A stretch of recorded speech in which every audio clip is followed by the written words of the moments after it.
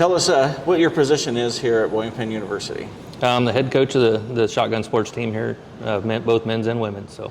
Okay, so for you to get to that position, give us a little bit of background about your time as a shotgun coach. I've been coaching since 2007. I started the team here in Oskaloosa. Actually, Larry Gay and I started the high school team here in Oskaloosa. Took my kids clear up through it, several other kids. 2015, my son graduated high school and went on to Midland University to shoot. About a year into that, the head coach over there contacted me to come help over there. So I drove back and forth to Omaha twice a week from here in Oskaloosa to coach Skeet over there until he graduated. Then Nick hit me up here to start a team here because he's seen the success we were having. Mm-hmm. So, I was going to say, there's a couple Oski kids, or at least one that I know that I think made it to Midland. Yeah, Blake, my son did, and Maria Satimi. Yeah. She also did, so, yep. Luke Schlesselman. There's 3 of them. Okay. Yeah, that actually made from here. Yep. Other than yours, I was thinking there were some others. Yep. So you had great success over there. You Mm-hmm. get here. How long have you been coaching the shotgun team here? This is our 3rd year in existence. Okay. The first year was pretty much just recruiting and building the team and then moving up from there. So when you say moving up, that means national championships. So Second year in a row. Second year in a row. What do you credit that success with? The kids, the athletes, their capabilities. At this level, it's more about building their confidence and giving them the opportunity, giving them the correct tools. They need the tools to succeed. So hopefully I'm doing that right for them. But yeah, it's the athletes. Okay, they have to perform. Well, I was going to say, you must have some sort of knack for coaching. Tell us a little bit about how you see yourself as a coach. You take coaching is difficult but easy. It usually takes me about 2 weeks to learn the individuals, because in the shotgun world, every individual you have to coach a little bit differently. It's not like basketball, football, where you go out there and just run plays. Some of my female shooters might see the targets a little bit differently than my male shooters. They'll see leads differently. They'll see the shadows different on the birds. So you have to figure out what each individual needs to give them their proper tools to succeed. So. Okay. How many student athletes do you have? Right now I have 28. 26 of them actually qualified for nationals, which is huge. I thought that was pretty impressive. So I lose 3 this year. Jared DeConing, Dominic Vermeer, and Christopher Berkshire Lewis are graduating. But I have 10 more coming in already. So the balance is getting there. So the success breeds success in some ways, because then when you're a national championship caliber team, those elite shooters want to come be part of that. Correct. Not only that, but they've heard how we run practices, how much we shoot. Because in the shooting world, it's basically like a basketball player. You're not going to be a good free throw shooter until you shoot millions of free throws, right? Mm-hmm. Same thing in shotgun world. You can't shoot them targets unless you shoot it hundreds and hundreds and hundreds of times.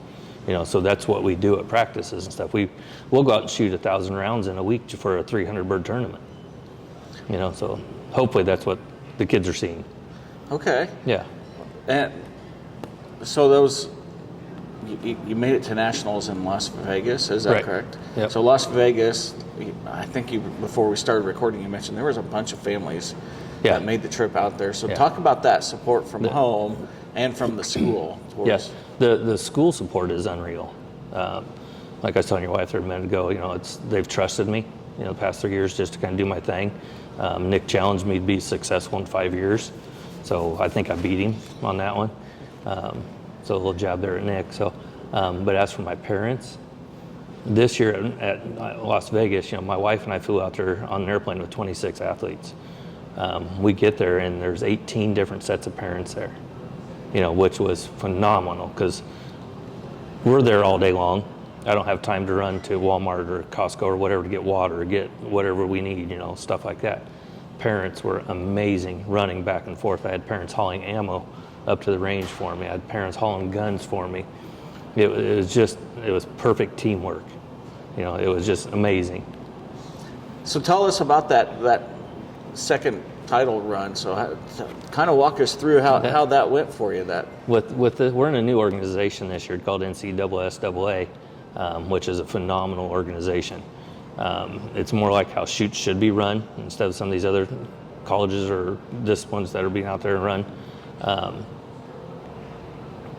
Going into nationals, into our division this year, we knew it was going to be a dogfight. We're going against some of the best in the Midwest. We got Midland University, Concordia, Monterey out on the East Coast and stuff like that, that are all NAIA schools. But we knew going into it, we were going to have to be on top of our game. And it actually came down to the last day of our shooting, our last disciplines when we pulled away. We were within 2 or 3 birds of all the other schools until the last day, and we ended up pulling away by 18 birds, I think. So on average, how many birds do you guys, does an individual shooter shoot through a tournament? Through a tournament? Yeah. At nationals, each individual shot 600. So 600 birds. 600 clay targets. Pigeons. Clay pigeons, yep. Yep, we call them birds, yeah. Yeah. On an average weekend, it's minimum of 300 up to 500 every weekend. So that's 600 birds. Yep. How many got missed?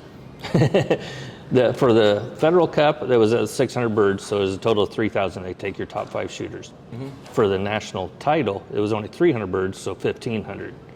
We missed 77 birds out of 1,500. That's not many, is it? No, but we got room to improve. Yeah, because you missed 77 birds? The top 2 athletes out of their 300 missed 12. Okay. So now a little bit of a joke. Do your kids get recruited to go help out pheasant hunters? It's kind of funny. You take them out pheasant hunting, they really can't hit nothing. Right. Because they're used to shooting an orange target. Well, not only that, their competition guns are totally different than their hunting guns. Okay. Competition guns custom fit. It shoots right where they're looking, basically. Mm-hmm. Hunting gun is average thing off the shelf, and it's funny because I can go out and outshoot my son almost every time out hunting. But you put him on a target field and he'll whoop me every time. So, but it is fun. We do a lot of team things. We did go out and do some dove hunts and stuff like that. I shouldn't joke that they miss, but because they don't. But they're going to have a better chance of missing at a bird, a pheasant or a dove like that, than they are a clay pigeon. Well, and those birds will juke and jive a little bit. They don't fly a straight path. Yeah. So what do you see for the future of William Penn shotgun sports then? Well, like I said there a minute ago, we left 77 targets on the field, so I want to get that narrowed down. I know we can take the Federal Cup. Federal Cup is it's open. It's an open division, so we're going up against like Texas A&M, Shriner, all the D1 schools. I mean, the Federal Cup is all schools combined. There is no division. That's what we want. That's our next goal. We were only like 30 some birds away from it, I think is what it was. Okay. So that's next year. That's our goal. We're going to win the Federal Cup and the division. All right. Well, let's just talk about the flight out to Las Vegas. So a little bit. Let's talk about the bus ride to Chicago to get on the flight first. Okay. Well, the interesting part is you guys carried your shotguns on that. How difficult? What kind of hoops? Actually, I got to give it to Alicia Rabideau here, the assistant AD. She did a phenomenal job getting us a flight. I mean, we had to go out of Chicago, which was fine. It saved us a ton of money, but actually getting the guns on the airplane was painless. Really? I was nervous. We were at the airport at 2 a.m. because I was preparing for the worst. Getting through security just with stuff in your pockets was worse than putting the guns on the plane. Really? Yeah, they just checked them in like normal luggage, did their paperwork, and off we went. It was painless. Well, and I was going to say it's probably a little different. Your student athletes that play basketball or whatever here, they can have their equipment here on campus, but your shooters cannot. Right. No, there's nothing allowed on a campus or school grounds. So we have our own little storage unit, per se, with gun safes and stuff like that. So, yeah, it's a little bit different. We do load up in the on the back road there along the parking lot. But there again, the security knows about it and everything, so we only load there. Okay. But yeah, everything's kept off campus. Okay. Yep. So kids are pretty serious about gun safety and all of that. No, you're not going to find anybody better than a shooting team that's worried about gun safety. Have I missed anything, Coach? I mean, it's a pretty great accomplishment you guys pulled off. it's about the kids. I keep telling everybody about that. It's all about these kids. Whatever you can do to make them succeed. To prove to them that you can do it. That's probably more important than any trophy. So.